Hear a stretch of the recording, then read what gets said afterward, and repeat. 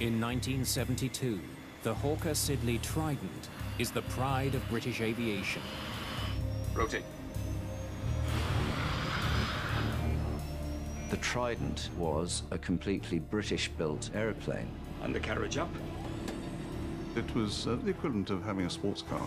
When BEA Flight 548 Look at the speed! Look at the speed! falls from the sky moments after takeoff,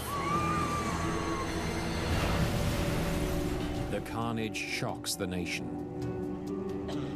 It was so tragic that there wasn't anyone who survived. It was the worst airline accident that Britain had ever experienced. Takedown's not going to be dead, Lama. Come on, move!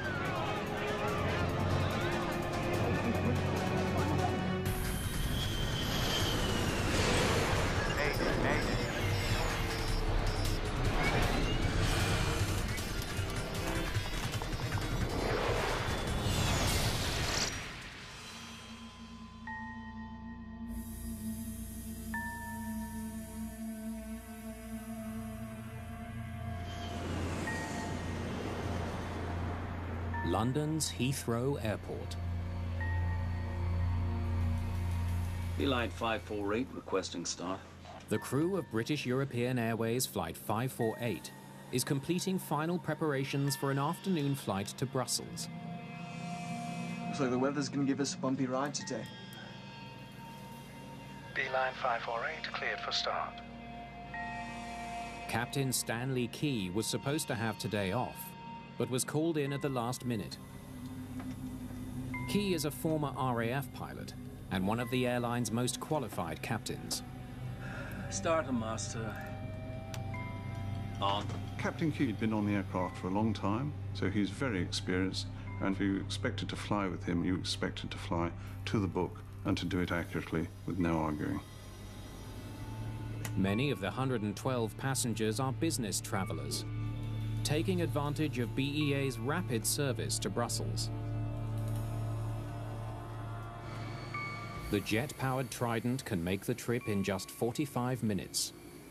The Trident was really a competition for the propeller and the turboprop aircraft, which were much slower.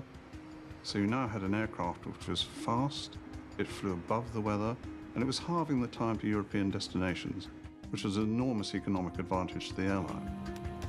It takes 3 pilots to fly the plane. Droops down. Jeremy Keeley is the co-pilot. Flaps 20. Simon Ticehurst will help monitor the instruments. Engine 1 start. Engine 1 start. It was an immensely popular airplane because it was the equivalent of having a sports car. It had a terrific performance. It had very powerful controls, which were all hydraulic. It was a delight to fly once you've got used to it. Today's flight is getting off to a slow start. The airline has told the crew to wait for some last-minute passengers. Another flight crew needs a lift to Brussels.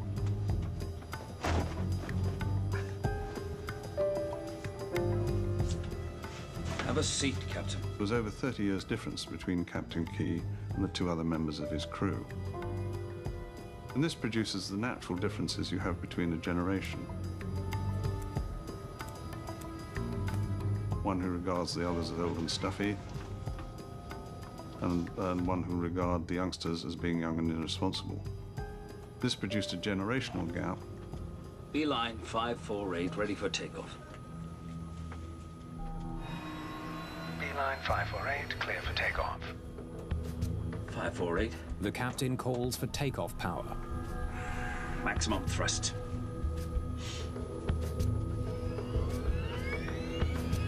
The Trident gets its name from its 3 rear-mounted Rolls-Royce engines.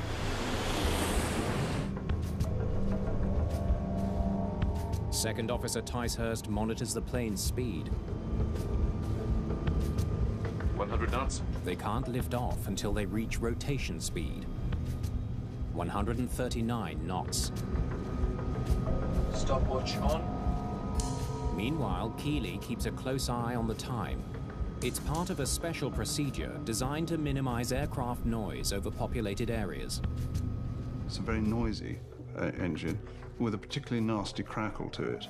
So noise abatement would be an issue wherever it flew.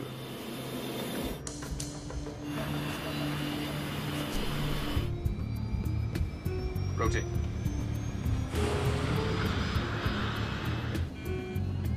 Once they've gained enough altitude, they'll have to throttle back slightly to reduce the noise of the engines. They've got to adjust the power, i.e. reduce it, just when it would be really rather nice to keep the full power on, but they've got to reduce it for noise abatement reasons. Officials at the airport measure the noise level after 90 seconds. If the pilots get it wrong, they'll have a black mark on their record. The pressure on you is to do it quickly and to do it accurately. Undercarriage up.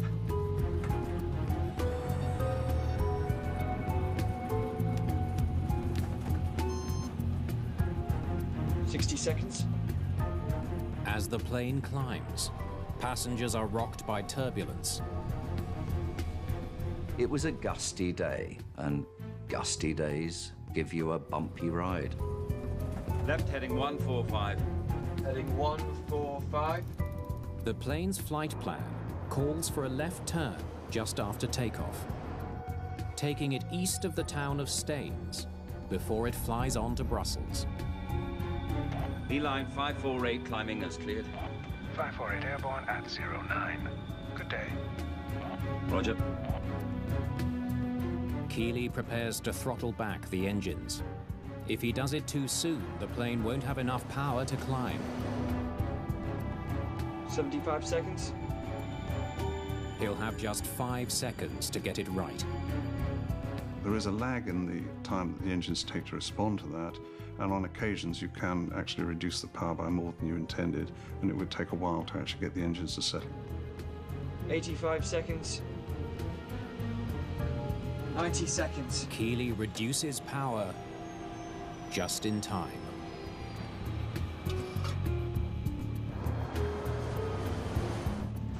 Passing 1,500 feet. The procedure goes well. 548, climb to flight level 60. Squawk 6615. The tower clears them to a higher altitude. Up to 60. Then, What was that?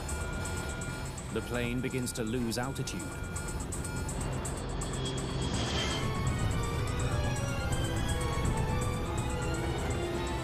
Look at the speed! Look at the speed! The airspeed dropped quite rapidly. There was then a very high rate of descent. They were just passengers in their own aircraft.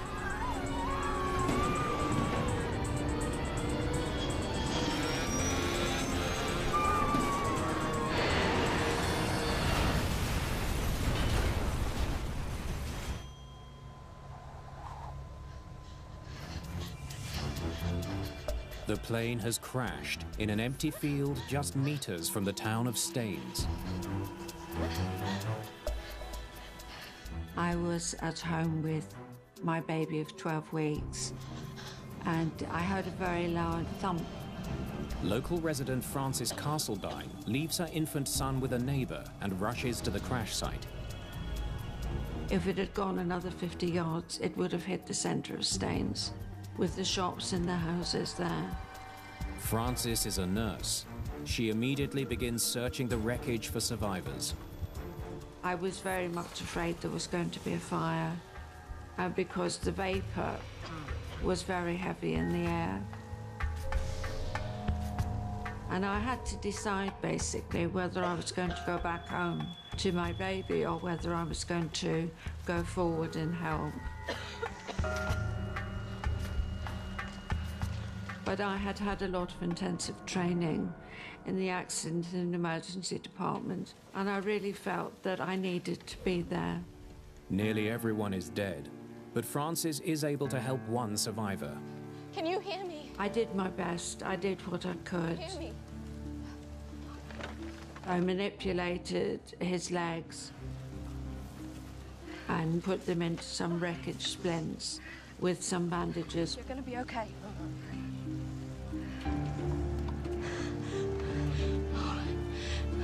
Hey! Hey! The man's injuries are too severe. Despite her quick response, he soon dies. It just was so tragic that there wasn't anyone who survived. All 118 people aboard BEA Flight 548 are killed. This accident was pretty horrifying because it was the worst airline accident that Britain had ever experienced. And BEA was reckoned in those days to be the kind of airline that just didn't have crashes. And this time, they did. Come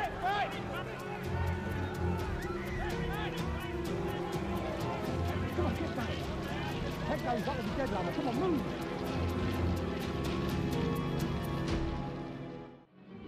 Flight BE 548 en route to Belgium crashes in a field not far from Heathrow and only a few feet from houses in the main road. News that a plane crashed and narrowly missed the town of Staines is soon the top story across the country. Within an hour, the news reaches Chris Pollard, a new investigator with Britain's Accidents Investigation Branch. At the time that I arrived on the site, the rescue attempt had started big time, and the site was very, very active with people. Investigators are struck by something unusual.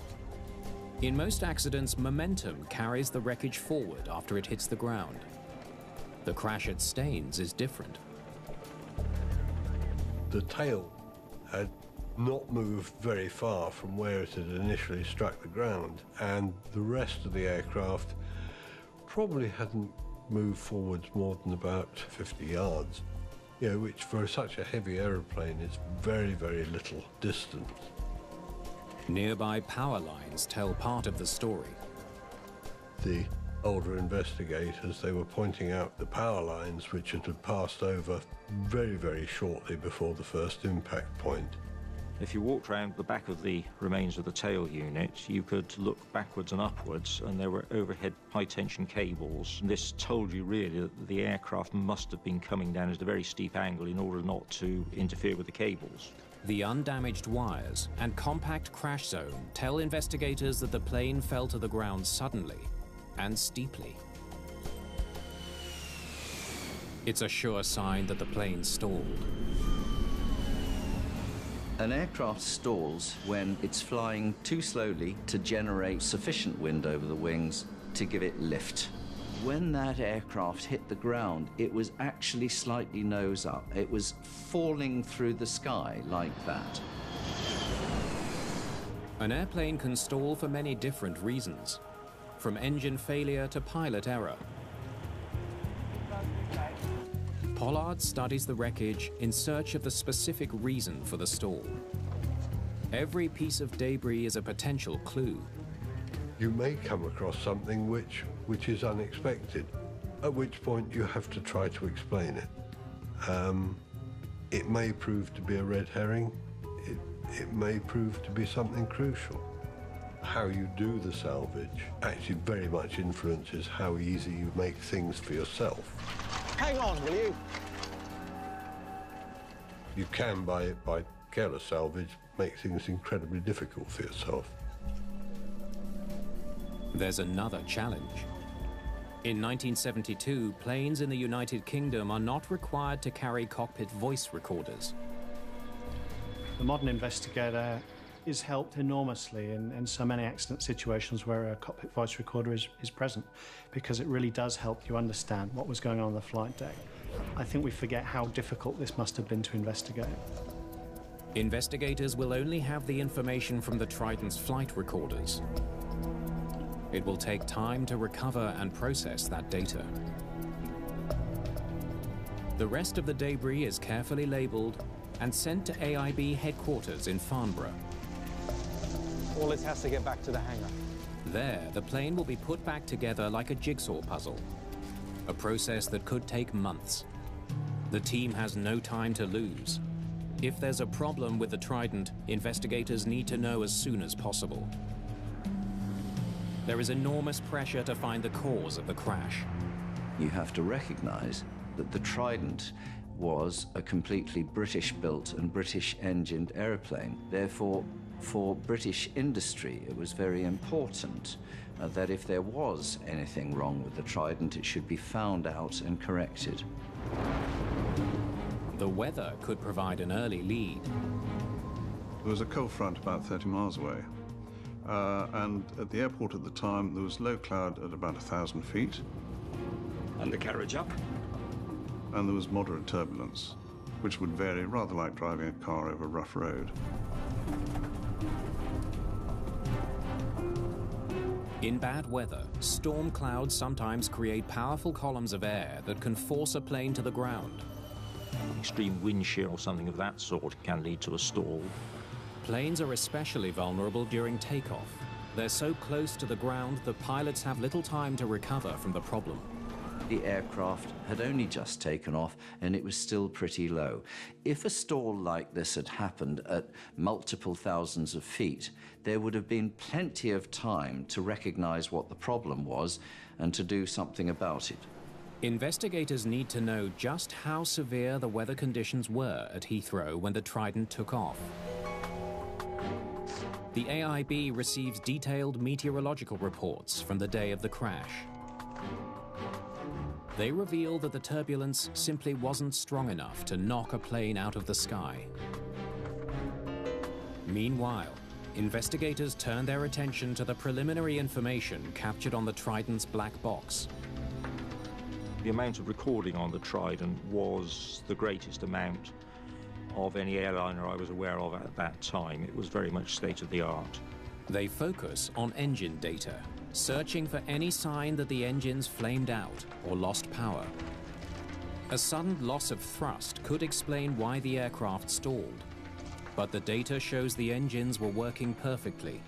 The Trident climbed out with enough thrust to maintain a safe speed. With regard to the engines, we were quite satisfied that there was no evidence of a gross loss of thrust. Engine failure did not bring down Flight 548. The stall happened very suddenly during a normal climb. The speed, although it was a bit lower than it should have been, it was not dramatically lower than it should have been. It should not have led to a stall.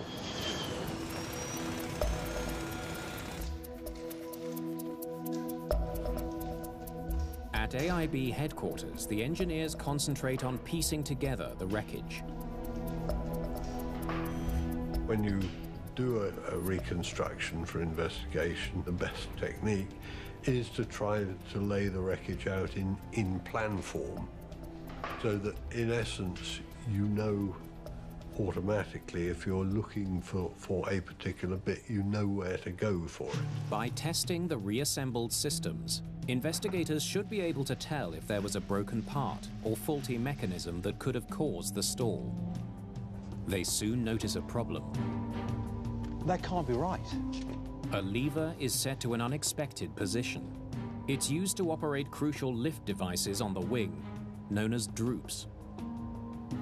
It could be seen that the droop lever was in the retracted position. Droops are aerodynamic surfaces that can be extended from the front of the wing. They increase lift during takeoff to help the plane climb. The front section of the wing was hydraulically powered and would lean and droop forward to give an extra curvature to the wing, and at lower speed that would give you extra lift. Droops should only be retracted once the plane has enough speed to maintain lift without them. If one of the pilots pulled in the droops too early, it would have instantly put the plane into a dangerous stall.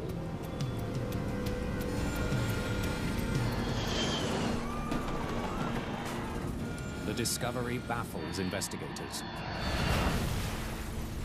How on earth did somebody manage to retract the droop lever and nobody noticed that that had happened? And it didn't make a lot of sense. There's no way to tell just by looking at the droop lever whether the crew moved it before the crash or if it was jostled out of place by the crash itself.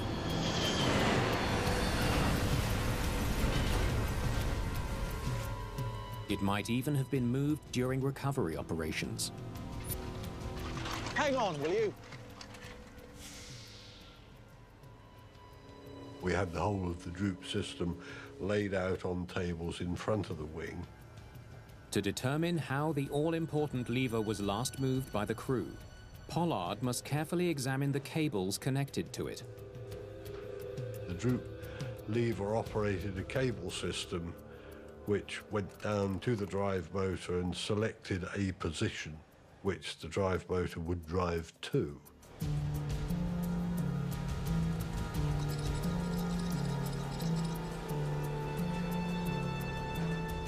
Retracted.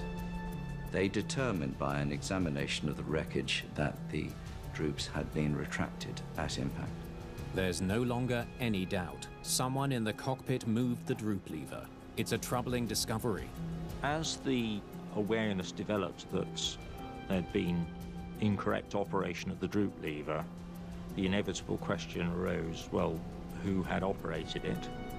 The deadliest aviation accident ever to occur on British soil was caused by pilot error. This prompts urgent questions about the mental and physical state of the crew. Autopsies are always done on flight crews if they don't survive an accident. A very simple thing is they want to find out whether there was any alcohol or drugs in the blood of the pilots. While pathologists search for a physical cause, Put up the personnel records, will you? investigators focus their attention on the pilot's history. The technical investigation at Staines had to rule out technical causes of the accident. And when it had done that, it really needed to look at the performance of the crew. Why did they do what they did, or why did they not do what they may have done on the day? They study the captain's previous flights. He has an impeccable reputation. Captain Key was a very experienced Trident pilot. He had over 4,000 hours, and he was an experienced captain as well. His climb-outs from Heathrow are almost always flawless. Undercarriage up. But on the day of the crash, he does things differently. Let me see those airspeeds from the day of the crash. Thanks. V-line 548 climbing as cleared. 548 airborne at 09. Good day. Roger. As he flew out of Heathrow, Key was flying the Trident a bit slower than usual. On this occasion, from almost immediately after takeoff until the accident had occurred itself, there was a noted disparity between the speed that he should have been aiming at and the speeds that he was actually achieving. It's an intriguing clue. This is not the way Captain Key usually climbs out after takeoff. The performance at low speed was quite critical. The aircraft relies on its speed to provide lift. That means particularly close to the ground, it has to be flown very accurately. Put up the photo of Key. Key's normal performance came up to normal standards, but this on the day was well below standard. So they looked for reasons why this might be so. Now the tray table from the wreckage. A piece of wreckage points to a possible explanation. In the sort of engineer's area, there was a little table, and on that table there was some graffiti scribbled, which gave a few rather facetious comments, obviously from a pilot who'd been sitting in that position. Bloody fools. It said Key must go, and then a few other derogatory comments added as well. Could you hand me the photograph? Graffiti found in the cockpit hints that the crew wasn't getting along. Perhaps a poisonous atmosphere in the cockpit made it difficult for the pilots to do their job. Lights up. Investigators looking for any kind of clue that tells you about perhaps the atmosphere within the airline or within the crew on the day. Could you get this over to handwriting analysis for me, please? Was it particularly tense? Was it particularly aggressive? And these are small factors that might give a clue to that. If handwriting analysis can identify who wrote the graffiti, investigators may be one step closer to understanding what really happened in the cockpit of BEA Flight 548.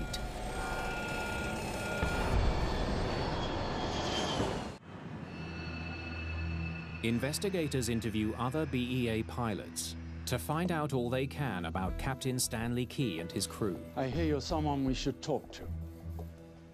Yeah. I need to tell you what happened. Pilots at British European Airways are on the verge of a strike. Captain Key is seen by many as a company man. There was work to rule going on. Most of the co-pilots, which included me, were working to rule, and he thoroughly disapproved of this as not being a professional way to behave and was leading a campaign against it. According to witnesses, things came to a head 90 minutes before the flight to Brussels. I'd say it was just a couple of hours before the flight when it all happened. Captain Key? I hear the battle's starting to go our way. What did you say? I just meant that... You know that during the war we flew in real battles? Captain Key was very, very angry, felt very passionate this strike should not go ahead. Got some selfish, pampered, immature crybabies making a lot of ridiculous demands. Look here, just because your lot flew in the war... And as for your refusal to... Witnesses describing Captain Key's outburst at this other pilot described it as being just exactly that. It was a real outburst, a tirade. You ungrateful bastard! If you're flying that plane for money, then you're in the wrong profession. I think we better agree to disagree. Bunch of fools. The argument is so severe that investigators consider an unusual theory. That the captain's agitation interfered with his ability to fly the plane. Bloody fools. 548, climb to flight level 60. Squawk 6615. Distracted and angry. Up to 60. He might have pulled the droop handle without thinking. The multiple warnings would have added to his confusion. If you go from what is apparently a normal flight into something which is seriously dangerous, it will produce a shock response. And that means your ability to think clearly and to act decisively is very difficult. When you've got that queued up, let me listen to it, will you, please? Thanks. Although the Trident is not equipped with a cockpit voice recorder, Beeline 548, ready for takeoff. the captain's conversations with air traffic control are recorded. Beeline 548, clear for takeoff, 28 right. 548. The human performance investigator is trying to understand a simple thing. What was going through the mind of the crew at the time of the accident? Why did what happened make sense to them at the time? Beeline 548 climbing as cleared. 548 airborne at 09. Good day. Roger. They immediately notice something unusual. Captain seems awfully quiet. 548, climb to flight level 60. Squawk 6615. Up to 60. The captain's infrequent radio calls are so short, they don't even meet aviation standards. For a proper response, if you are given a clearance, you have to repeat it back with the call sign of the aircraft. That was all missing. Inadequate responses are out of character for this strict captain. With hindsight, you and I might make a judgment about the way Captain Key was feeling at the time, that he felt he was under stress or very busy or having to concentrate very hard, or maybe all of those. The conversation with the controller provides no hint about why the captain is stressed. Investigators are left with yet another question. What was going on in that cockpit? Stress takes many forms. It can be physical stress or it can be anxiety, perhaps caused by, in this case, an argument. And all of those things will add workload to our brains and reduce our ability to deal with things. Results from the handwriting analysis are in. These are similar C's on the BOAC and on license. Discovering who scrawled graffiti in the cockpit could be the break investigators need. Simple enough letter that could be. The sample is similar to the co-pilot's handwriting. There's more of those D's. But experts conclude it's not a match. They never positively identified the handwriting and the graffiti as definitely being one of the pilots who was in that crew. It's another dead end. Investigators are no closer to understanding why BEA Flight 548 ended in tragedy. Right, could you show me some of the switches on the Trident here? Desperate for leads, they travel to BEA's flight simulator outside London. The team hears about a nagging problem for pilots of the Trident plane. The handle used to retract the droops is nearly the same shape as the one used to adjust the flaps. I can see why you confuse them. One has to bear in mind that it's being moved by the palm of the hand, and it's not easy to identify one from another. Line 548 climbing is cleared. It's the co-pilot who's supposed to raise the flaps after takeoff. 548 airborne at 09. Good day. Roger. But the third pilot sometimes helps out. 85 seconds. The noise abatement procedure added to the pressure. If the flaps were already up, it would be all too easy to pull in the droops instead. There were circumstances under which it would be possible quite easily to retract the droops early, and that could be catastrophic. If their theory is right, investigators should be able to find other cases where pilots made the same mistake. The team reviews the flight records from nearly 100 other Trident flights. It's not just this crew. They find 2 near accidents where pilots pulled in the droops by mistake. It's suddenly beginning to look like the captain's argument in the crew room had nothing to do with the accident. Poor design may be the real cause.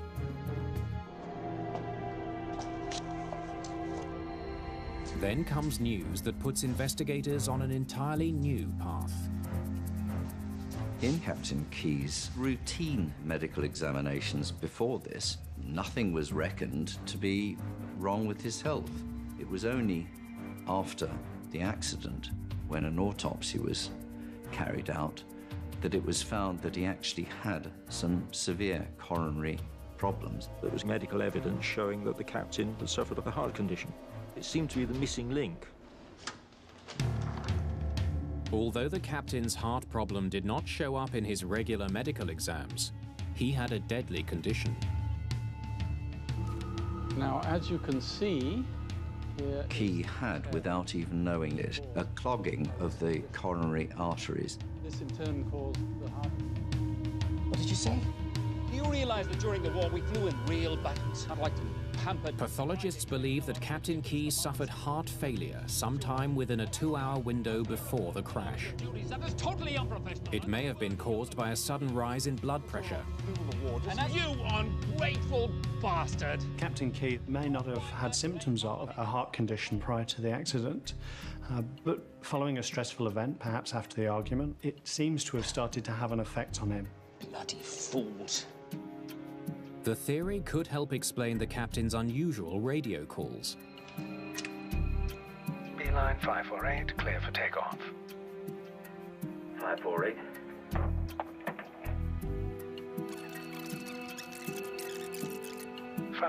Climb to flight level 60. Squawk 6615. Up to 60.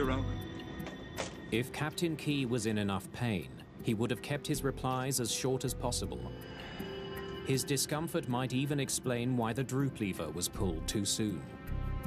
His level of pain would have increased over the period up to a point where he would have become partly or totally incapacitated. Anything from what may feel like heartburn or indigestion through to a violent pain close to death. If you're flying that plane for money, then you're in the wrong profession. Finally, investigators have a possible explanation for what happened in the cockpit of Flight 548. Bunch of fools. If his blood pressure was particularly high because he was agitated, it might affect his reasoning, because if you have the oxygen level in your brain reduced, even slightly, it affects your alertness and your ability to reason. And the accident investigators reckoned that that may well have been so in this case. Right, so we have to come through all the information. There's still a nagging question. There were other qualified pilots in the cockpit that day. Why didn't one of them do something to save the plane? The second captain seated in the back was too far from the controls to be of any help. But the 2 co-pilots could have responded to the crisis. Neither Captain Key nor the other pilots realized that it was the retraction of the droop which had caused the stall, because nobody attempted to put it back down again. If they had done, they could have unstalled the aeroplane. Jeremy Keeley. Crew records provide a possible explanation. Because of the labor dispute at the airline, pilot training had been disrupted. Both the co-pilots on Flight 548 are very inexperienced. What was that? In the right-hand seat, his first officer had less than 30 hours of experience on the Trident. There's obviously some opinion that these pilots were too young, they needed more experience. The junior pilots may have been distracted by having a guest in the cockpit, or they may have simply not known what to do. Investigators believe there's yet another piece to the puzzle. It all comes back to that argument. Pampered crybabies making a lot of ridiculous demands. Now look here, just because you're And as for your refusal to fulfill all of your... Investigators learned that an hour and a half before takeoff, co-pilot Jeremy Keeley witnessed Key's outburst. They suspect it made a big impact on the young pilot. Having witnessed an outburst like that, one can only surmise that if you are new to the fleet, you don't know the captain, you're slightly unconfident yourself, you may be nervous of your own performance, this is not likely to enhance it, and I would expect it would have been quite intimidating. Shaken by his captain's temper, bunch of fools, Keeley may have been more likely to make mistakes and less likely to correct his captain's errors. It would certainly reinforce the concept that the captain was authoritarian and not somebody that you should challenge lightly, especially on that day. There is yet another mystery. Investigators know that the Trident is equipped with a safety system known as a stick shaker. If a plane's speed drops too low, the control column begins to shake, giving the crew a dramatic warning that their plane is about to stall. It will shake the column very distinctly and produce an unmistakable rattling noise at the same time. Pilots are trained to react to the stick shaker by pushing the nose of the plane down to gain speed and increase lift. If that doesn't work, the system has a fail-safe, the stick pusher. It will move the controls forward to push the nose down, even if the pilots don't. The pusher would make sure that firmly the aircraft's nose was lowered into an attitude where the speed would increase and you would recover. Why didn't the system prevent Flight 548 from stalling and save the lives of everyone on board? Investigators study flight data from BEA Flight 548, searching for any sign that the plane's anti-stall system failed. So it looks as though it came on here and here, but didn't stay on. The data shows that the stick pusher did engage, but it didn't stay on long enough to prevent the crash. The finding can be explained in only one of two ways. Either the stick pusher malfunctioned, or the crew disabled it. The stall recovery system was capable of being inhibited if they concluded that the thing was operating incorrectly. To figure out what actually happened, engineer Peter Coombs has to test every electrical connection in the system. Fortunately, the incident sensors had actually survived the accident in an apparently undamaged state. And there were a number of other components to the system, and they were tested and found to be operating accurately. Coombs' test results point to a stunning conclusion.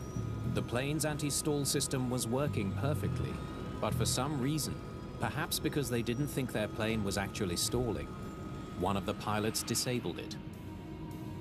By pulling out the stick pusher, by disabling it, they took away the natural stall recovery of the airplane and took the aircraft back into the stall. And after that, they were doomed because the aircraft didn't have enough height left to recover from the stall.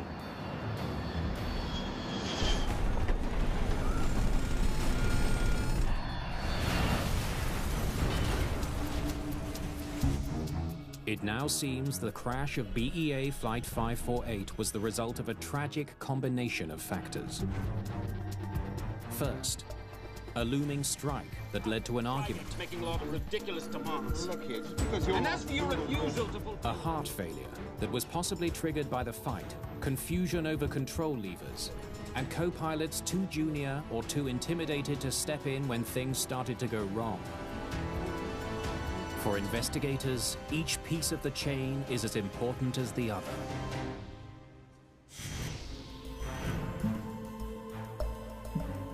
Trying to solve something that's enormously complex, there's likely to be lots of small factors that influence any accident, no one simple thing. After the crash, authorities implement a number of changes designed to prevent similar accidents from happening again. Handles on the Trident and other planes are redesigned to eliminate the possibility of confusion. Cockpit voice recorders are now standard equipment in almost all commercial passenger planes. Somebody, and we're never quite sure who it was among the crew, somebody retracted the droops early, and the conclusion of the investigators in this case is that they could more likely have determined who was doing what in the cockpit if they had been able to judge what the pilots were saying to each other. Cockpit voice recorders provide a major source of information for nearly every crash. But some experts don't think the recorders are enough. Listening to a cockpit voice recorder rather resembles watching a television program with a picture switched off. It's quite difficult to work out what's going on, and on a flight deck, a lot of communication is by gesture. One of the recommendations for flight decks now to help investigators is that there should be permanent filming of what happens on the flight deck. It doesn't have to be widescreen filming which shows what the pilots are doing and how they drink their coffee, but literally a narrow focus lens which looks at the controls that they handle and all the flight instruments. So far, there are no legal requirements for the new technology, but some aviation authorities promote the voluntary use of cockpit image recorders. In the years following the crash, Hawker Siddeley faced growing competition from rival manufacturers. Trident production ended in 1978. It was being challenged by the Boeing 727, which had a similar layout, 3 engines in the tail, and in some respects had slightly superior performance.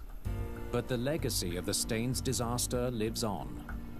The accident drew into perspective the whole importance of human factors on the flight deck.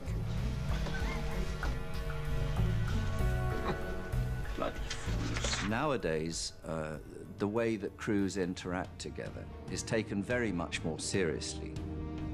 The modern airline is operated very, very differently. The way the crews handle things has improved. It's a much better and safer world. The regret is we've had to build it on the death of 118 people. Unlock the secrets of vast engineering projects designed to further Hitler's plan of conquering a continent in a Nazi megastructure's double bill tomorrow from 9.